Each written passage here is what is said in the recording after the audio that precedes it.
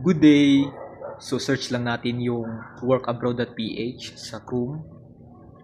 At pagkatapos natin i-search, login tayo sa account kung meron na at wala pa, create tayo. So after login, makikita natin yung account natin. So sa account natin, pag bago pa lang, dapat i-attach natin yung formal na picture, white background, and formal attire. As well as complete your personal information. Yan. As well as yung work experience natin, educational attainment, yung mga natapos natin for your degree ba or 2 years. Yung licenses and certifications like TESDA, INCITU, and mga government IDs po natin. So after that, search natin kung ano yung preferred job natin. Example, factory worker. Meron dyan preferred country. Example natin dyan is sa Taiwan. So let's start with Taiwan.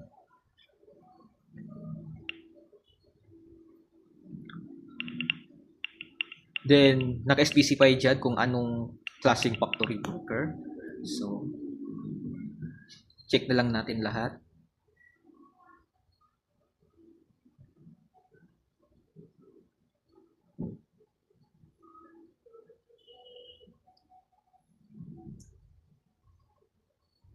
So may dyan, land-based or sea-based, no placement fee or no, high school graduate ba or no experience, naka-specify dyan.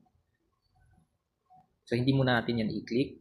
So isi-search natin yung preferred work natin, tsaka yung country. So lalabas dyan yung mga agency sa Pilipinas na currently hiring po. So by applying, click lang natin yung apply now at saka automatic na po yan na mag-show yung profile mo or yung account mo sa kanila na nag-apply ka. Then makikita mo din dyan sa applications na section kung na agency or na stock na agency yung resume mo or ano yung status ng application mo, na reject ba or under screening po. So marami dyan. Example tayo ng iba't ibang lugar. Madami po tayong makikita siya.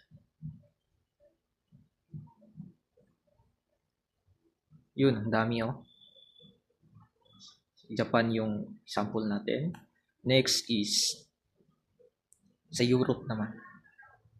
Or I mean Middle East.